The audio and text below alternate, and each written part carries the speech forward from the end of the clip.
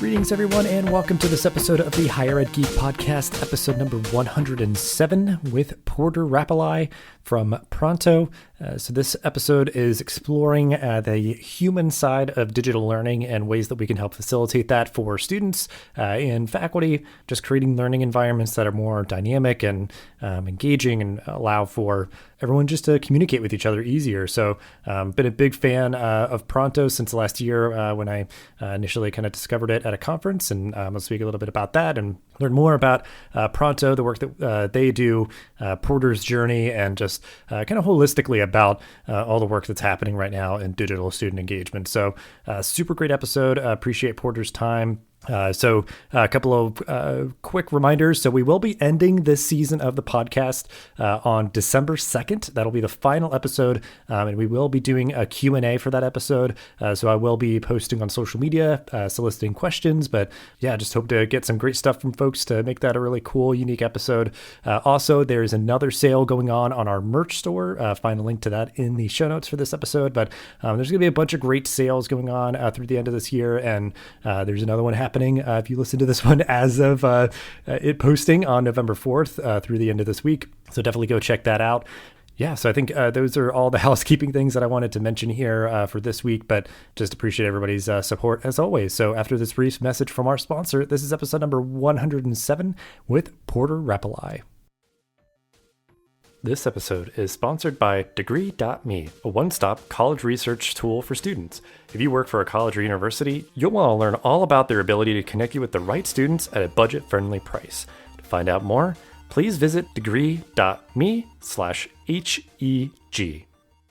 Yeah, I'm so excited for today's episode to talk about a tool that I got turned on to a year ago, got a great demo from folks from your team.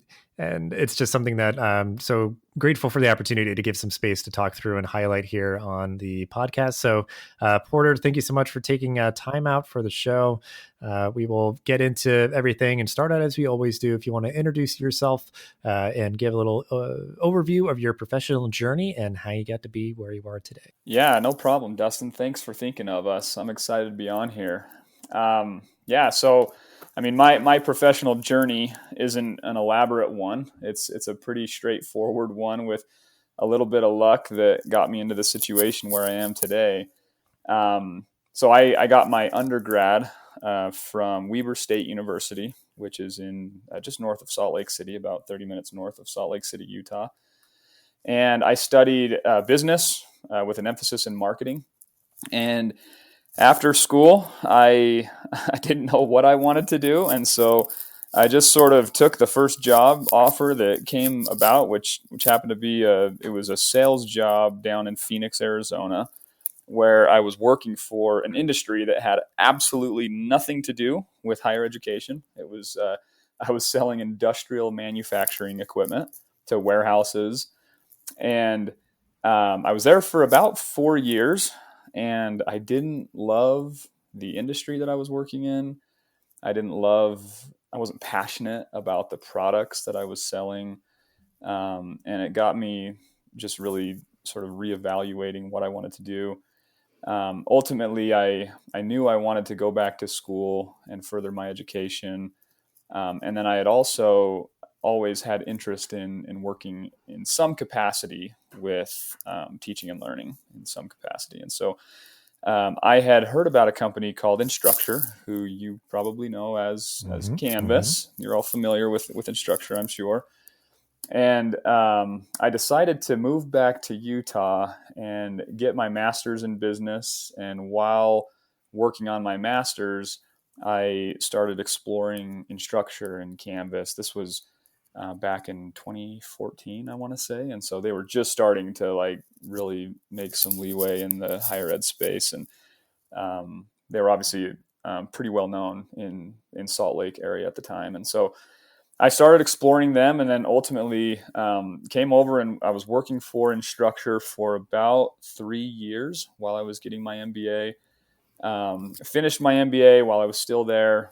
And while I was there, I got introduced to Pronto, and Pronto was I'll get into more detail here in a minute, but they were building a communication tool, or they had just built like a very basic version of what it is today. And they were wanting to break into higher education, and they wanted somebody to come over and help with those efforts. And so I happened to know somebody who was one of the founders at Pronto, and he connected the two of us, and we started working together. And what they were looking for was very much in line with what the schools I was working with while I was at Instructure were asking for on a daily basis. Mm-hmm. So anyway, long story short, we decided that it was a good fit. I came over. I've been here for about 3 years now, and it's been a lot of fun. Awesome. Yeah, and it's always cool to hear, obviously, just unique journeys. And I think just the, kind of existential searching that you kind of went through to find what kind of resonated more with you. And I know, Pronto is doing really cool work. And I know, there's sort of the, because I don't know why my brain just kind of thought of this, because Instructure and obviously Canvas being, most people know them for just this kind of behemoth in the higher ed world. A lot of people have interacted with it in some way. And Pronto kind of plays very nicely with Canvas and just sort of, that integration. That was just sort of like a natural progression from there, but just like really now kind of building upon the experience that you had there to continue the work with Pronto. Before we get too far, just so people understand, if you want to explain briefly about what Pronto does, like the tool, the platform and everything. Then we'll go from there. Yeah, for sure. So it's really not a whole lot different of a tool than probably the different communication tools that you and your audience are familiar with. So think of the different social media chat tools. I mean, you can even think of things like Facebook Messenger or Slack or WhatsApp or GroupMe, all these different types of communication tools. But the difference is Pronto was built for education, and it integrates directly inside of the LMS. So Canvas, for example, we integrate with all the major LMSs, but since I came from Canvas, I'm going to probably default to talk about them. But Canvas, for example, so if you're inside of the LMS Canvas, there's lots of different sort of disconnected and disjointed ways to communicate through the LMS. You've got a discussions tool inside of there. There's even a chat tool built inside of Canvas, but it's to be kind to my former employer, I won't get into too much detail, but it's very, very antiquated, to say the least. There's like an announcement feature in there. There's all these different communication aspects to the tool, but none of them are built in a way that students actually like to use.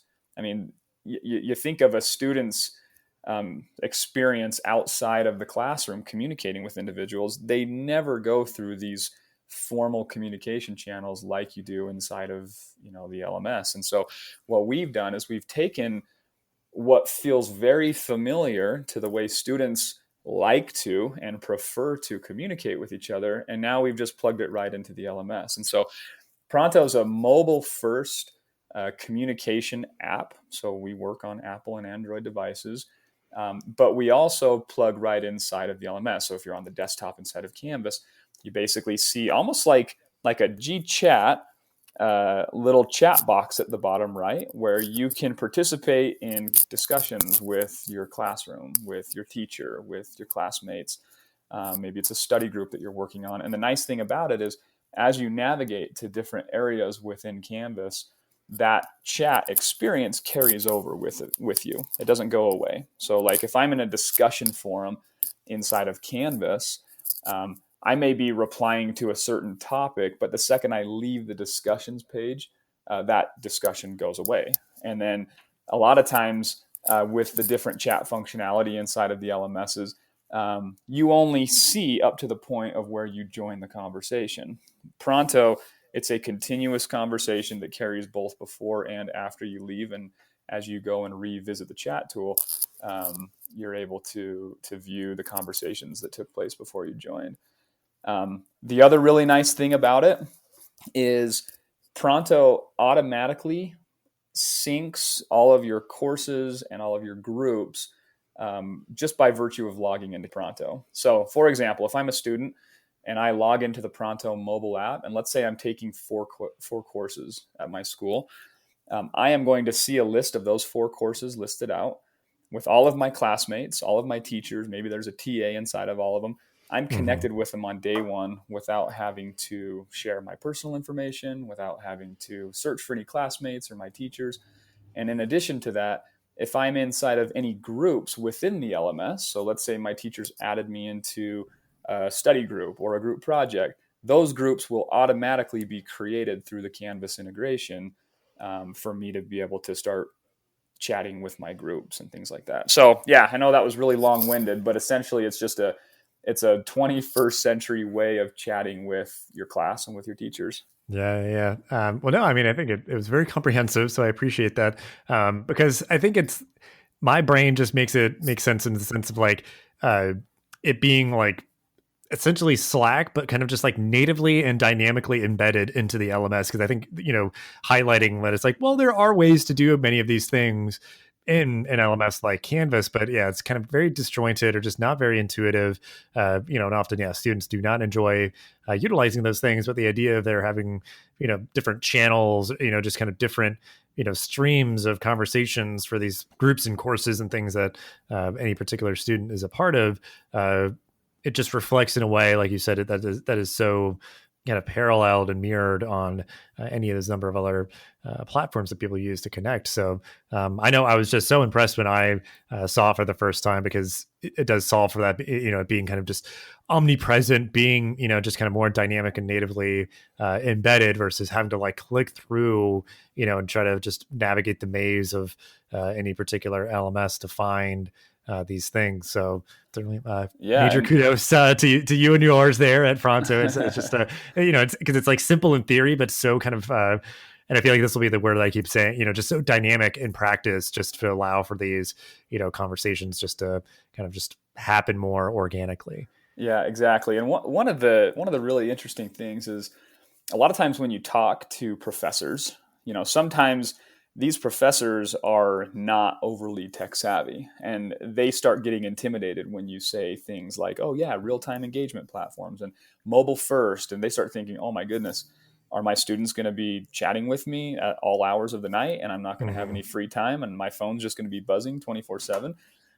But what we found is that it's actually decreasing the amount of communication time that teachers are having to spend communicating with their students. And the reason why is there's so much more peer-to-peer learning that takes place.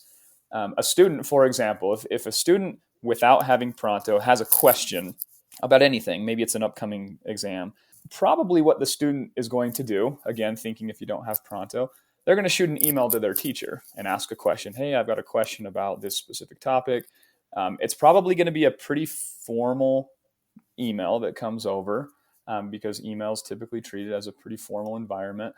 The teacher will maybe see the email right away, but more than likely not. The teacher will probably see it later on. And then when the teacher responds to it, again, it's going to be sort of this formal, long explanation. With Pronto, it's so much less formal.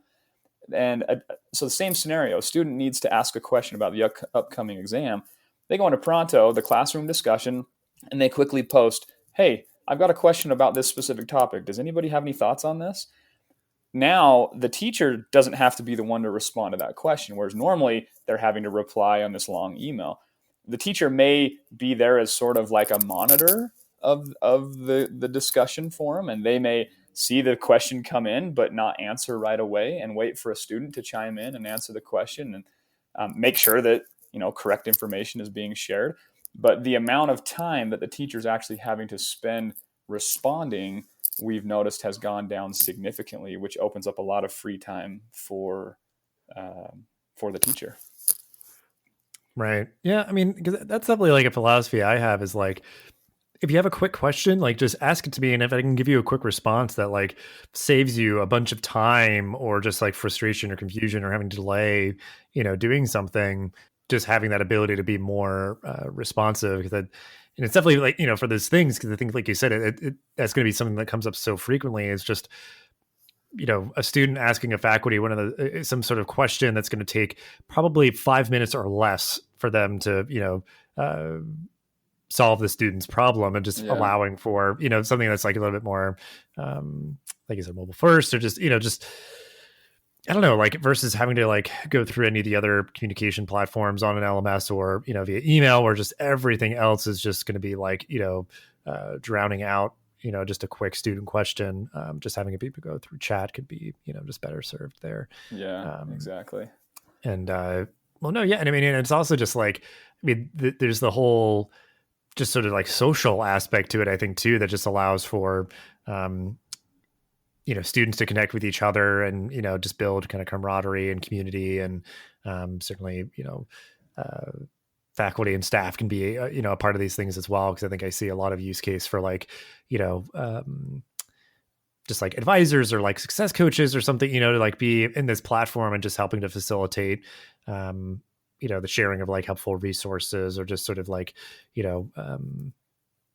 just understanding kind of like what's, on students' minds, or what's, what's being talked about, and those sort of things. But, because I could just see like the role of like a moderator, maybe, like just like somebody who's in there to just kind of like, be supportive of, jumping in to answer a question that a student might have, to just, be plugged in and be helpful, and, just not miss anything. Yeah, exactly.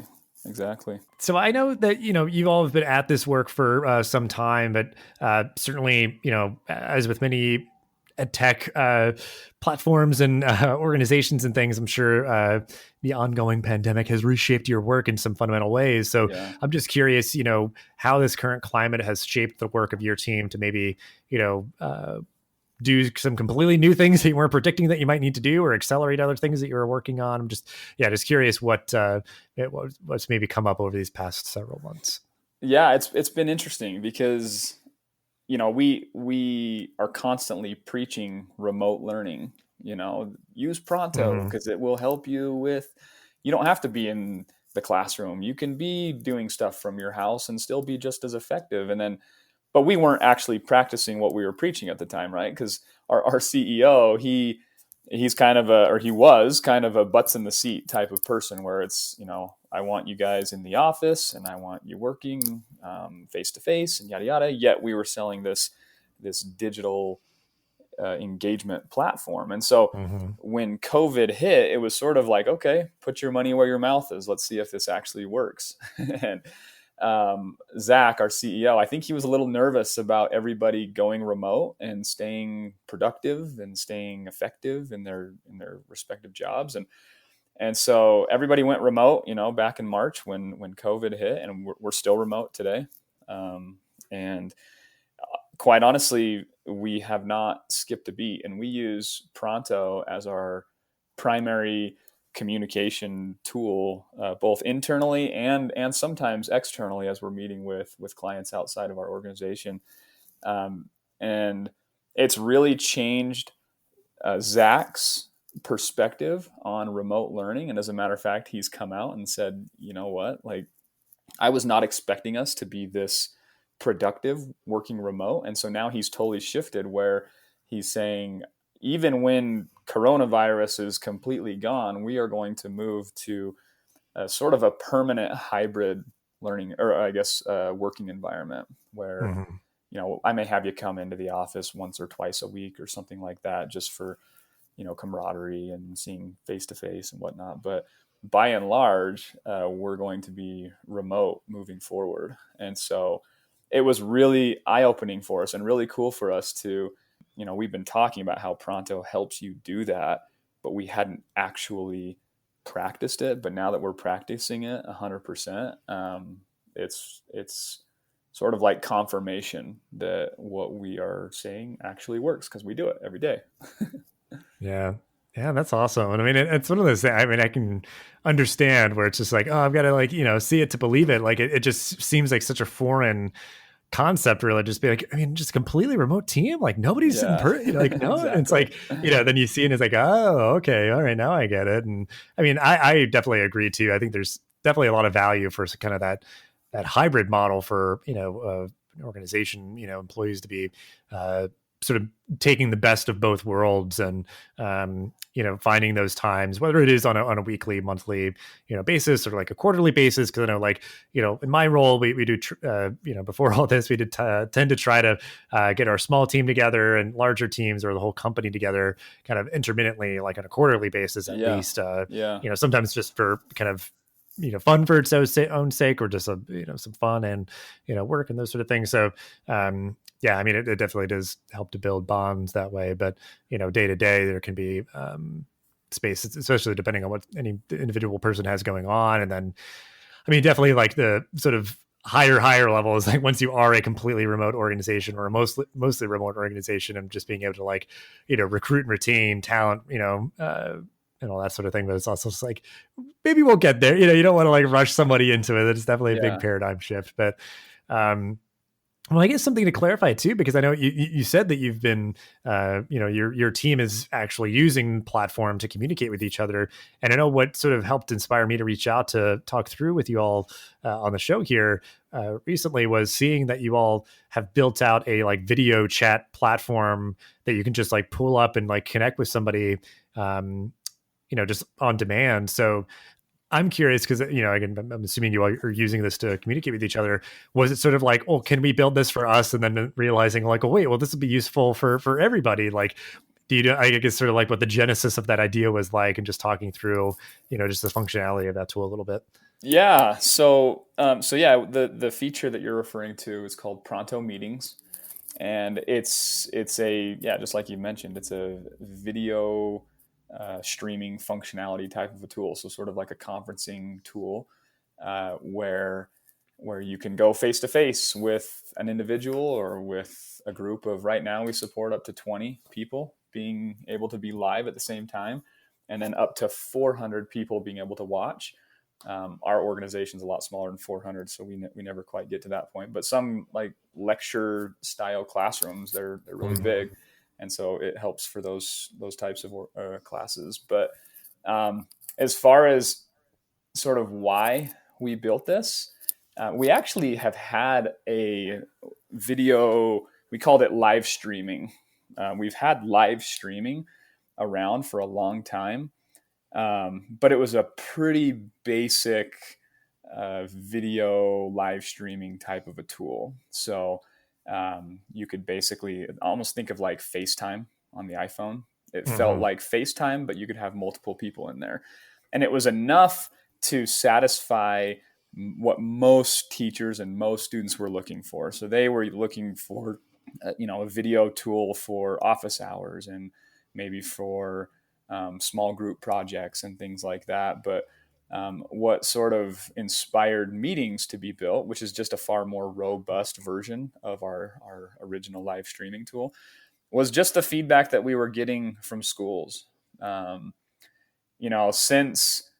COVID hit, I don't remember what our actual percentage of an increase is, but when COVID hit and the schools that were using Pronto, we noticed looking at the data that our video functionality had it was something like 5,000% increase in usage. Like, I don't remember what the numbers are. I'll have to look into that and I can maybe get back with you on that, but some crazy number where, before everybody was using tools like Zoom and I think, most schools typically are, but for very informal type of scenarios where, hey, a student just has a quick question, boom, I can go live inside of Pronto because I'm already chatting with that person. Or I'm a student working on a group project and I'm chatting with my classmates. This would be better if we could just quickly go live. I don't have to send out a calendar invite. I don't have to include a link. I don't have to have anybody like enter a passcode. It's literally one tap of a button in the middle of us chatting back and forth. Boom, we're live and we're chatting with each other. And so we saw that had gone up so incredibly high that we were like, man, maybe we should spend a little more resources to build this out. And then we basically just worked with a lot of our schools that are using Pronto to give feedback on, hey, what would you want if we were to make this more robust? What features would you want? What do you not want? And we took all of that into consideration. And then we have a phenomenal product team over here. And they they knocked out basically what meetings is today in about 3 months. And so it's a fairly, basic conferencing tool if you think of it in comparison with like a Zoom or a WebEx or things like that. But it's just such a more simple tool to use. And they did an awesome job. And it's the feedback that we've gotten so far has been incredible. Yeah, that's so great. Well, and I think there's something to be said for like simple and lean platforms, because I think yeah, there's just always that temptation to keep cramming in like more functionality, and Yeah.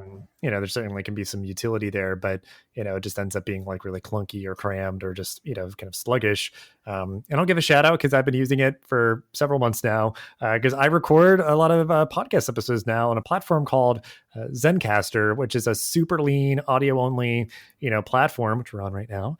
And it's just the idea that like it just does the few things I need it to. Like I don't need anything too complicated. So there's definitely just such importance for that. And I feel like even still, because obviously so many institutions like have gotten like institutional Zoom licenses, and it's super helpful for faculty and staff to have all the functionality that they need to do webinars and different things. But it's almost like in tandem with that, just it being like so like right there on demand, jump, and like you said, like that also it's sort of like a yes and versus like an either or thing, I guess, so I think just the way that you framed it is just like just that ability to do it and not have to like kind of fumble your way towards having a conversation virtually, face to face over video call.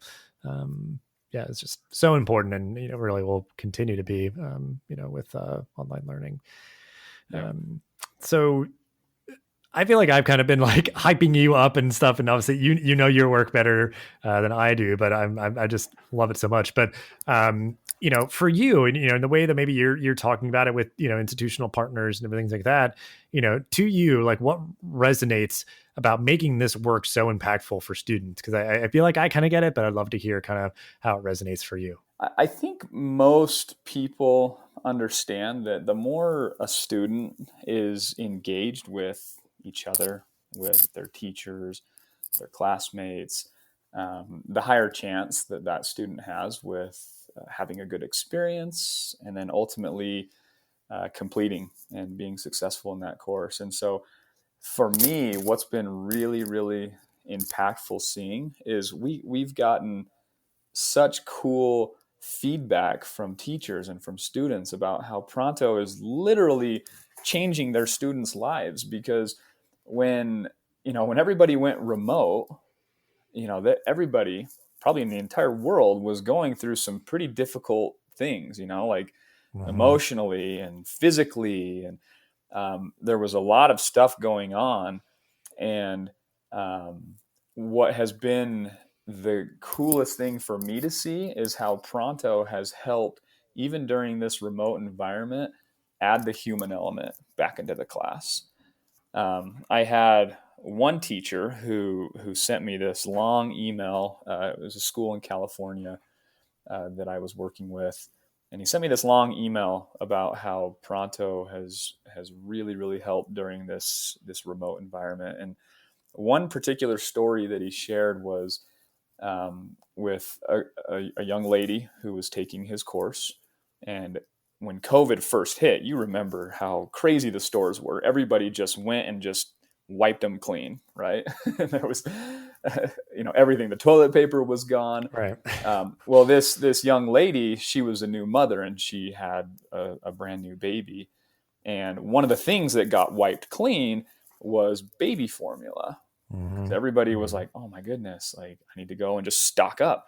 And so she wasn't able to feed her baby. And so she, because Pronto had become this place where the classmates would just go in and just like support each other and share information back and forth. Somehow it came up that this student wasn't able to get her hands on baby formula. And then the teacher said instantly, within 3 minutes of her sharing that information, there were dozens of messages, supporting her. But not only that, somebody had reached out and asked her what grocery store are you closest to? And he had figured out, somewhere where there was baby formula. And he actually went on, purchased formula for her, sent her an address and said, there's baby formula waiting for you at this location. Go pick it up.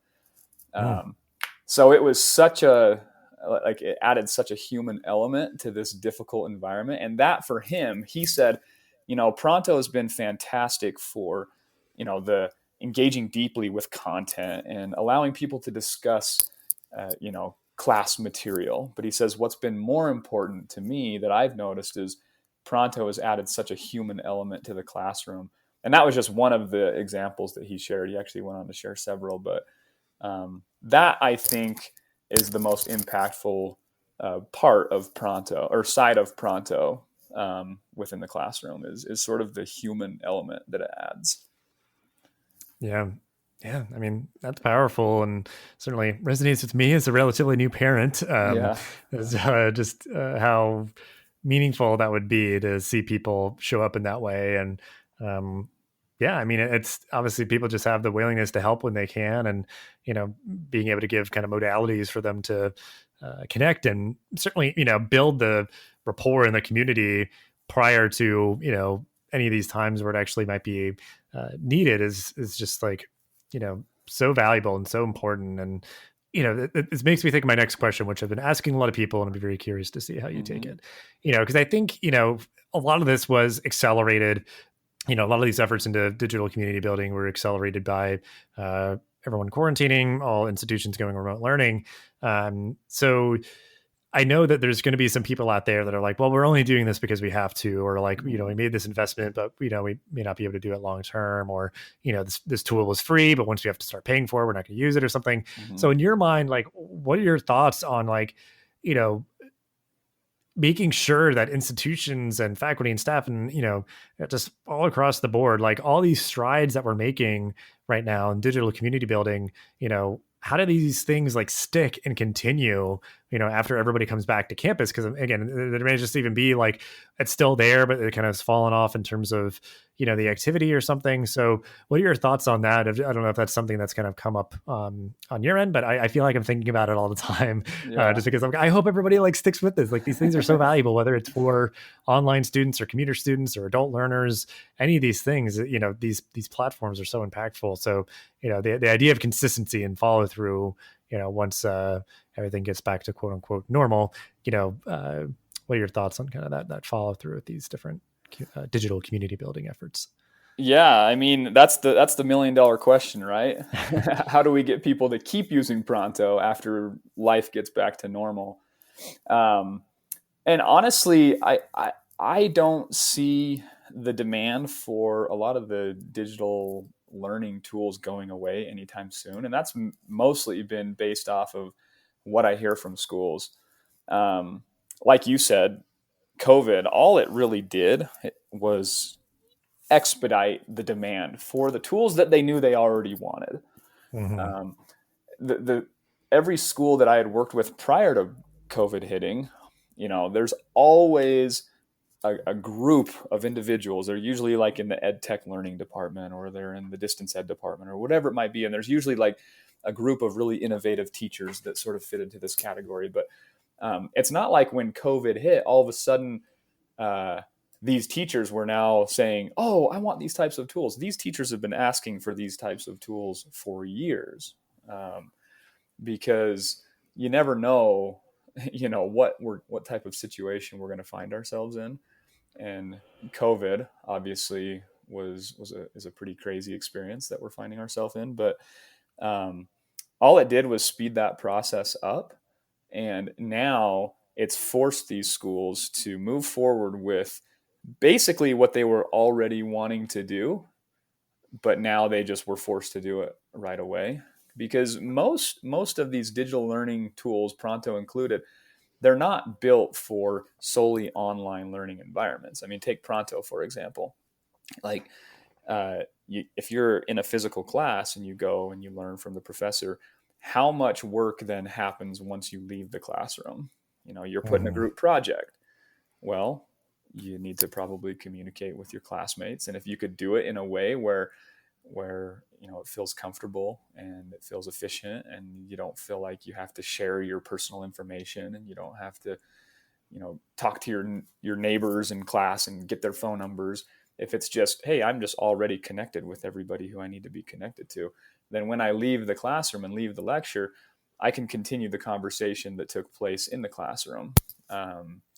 Like the flipped classroom environment is becoming so much more prevalent today, way before COVID hit. And that's the idea of, you come into the classroom, and that's where we like take what you've learned on your own and we put it to practice.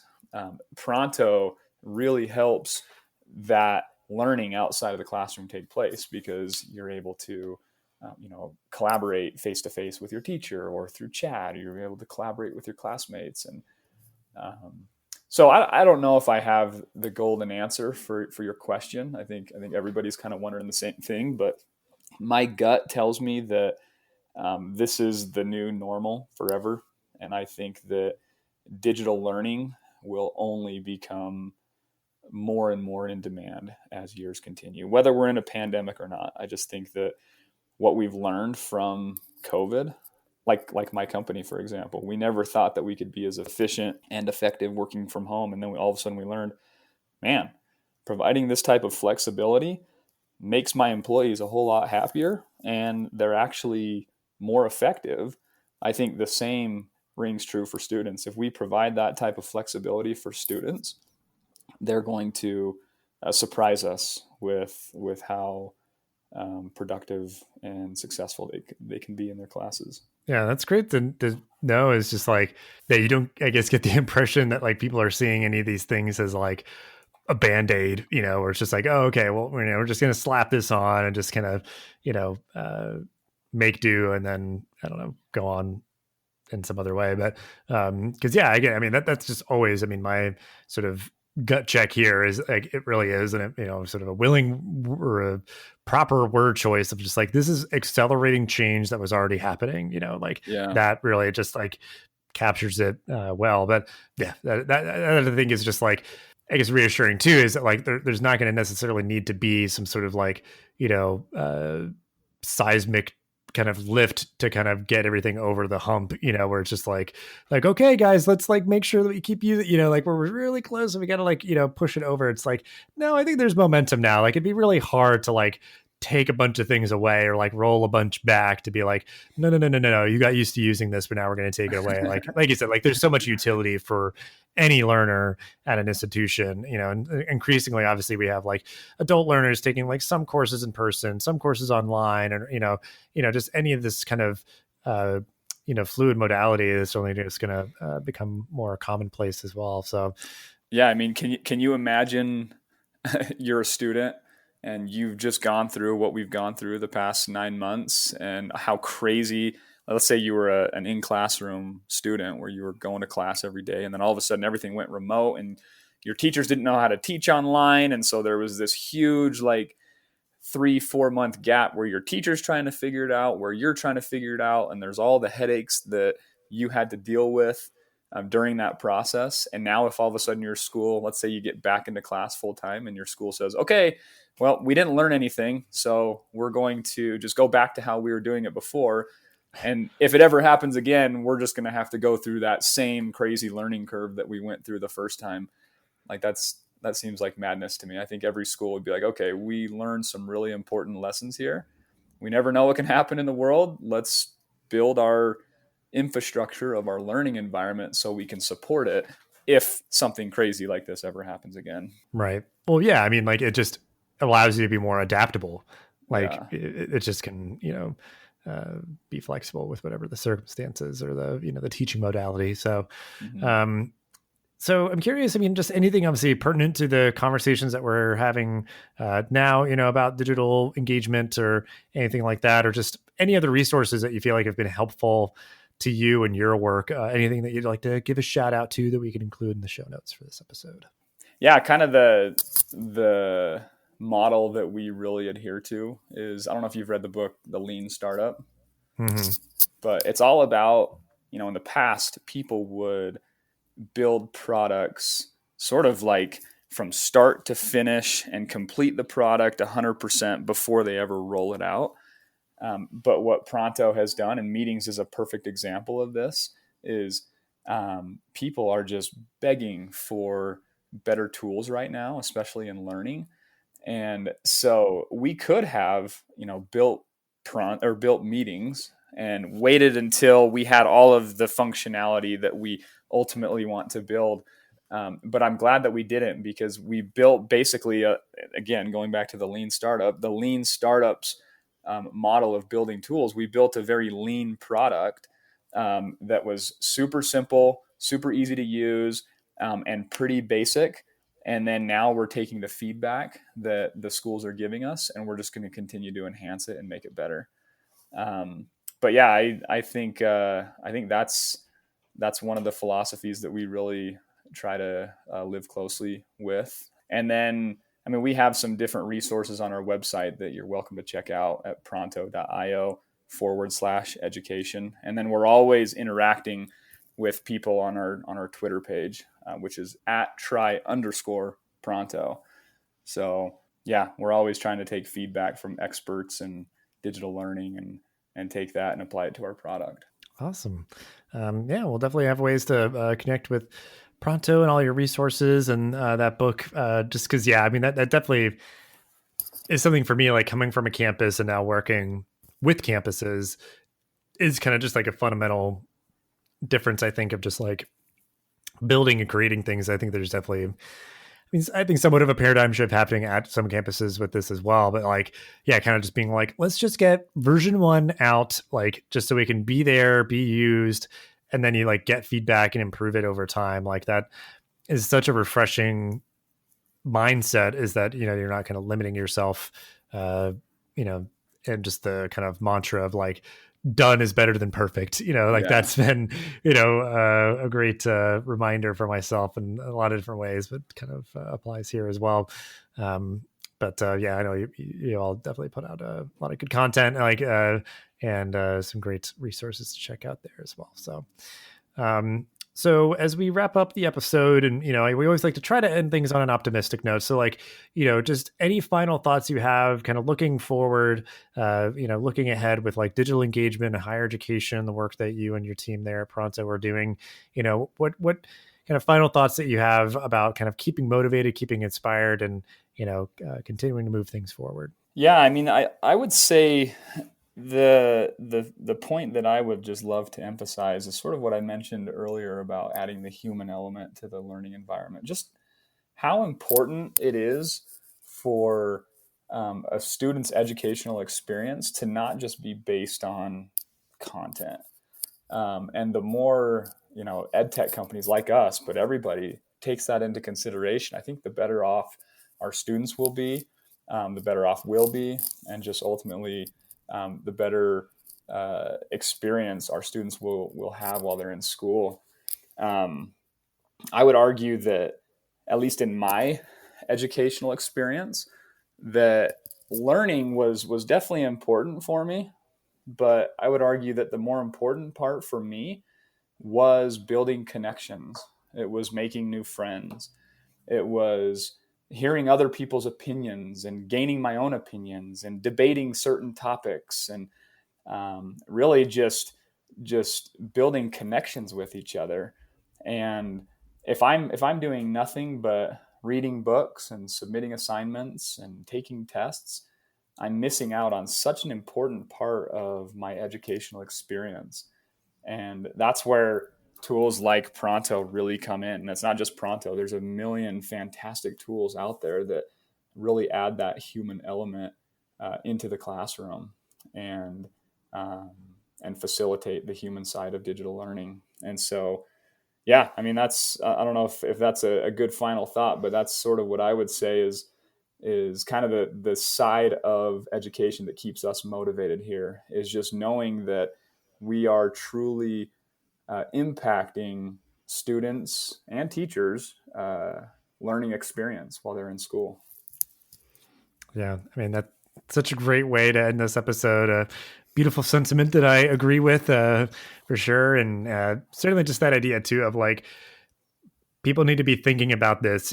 Faculty and staff should be thinking about this in whatever way that it makes sense for them to do, and Pronto, I think, is absolutely like a great way to do that. But like you said, I mean, there are like a lot of great, other options out there, but I'm so grateful for you for jumping on the show and sharing all that you did. And, again, we'll have ways to connect with you and the work that you're doing there. So thanks again so much. It was really great to learn more about your journey and more about the work that Pronto is doing. Yeah, you're very welcome. Thanks for having me.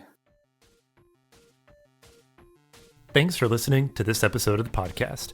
Make sure to rate, review, and subscribe so you never miss an episode. Thanks again for listening, and we'll see you in the next episode of the Higher Ed Geek podcast.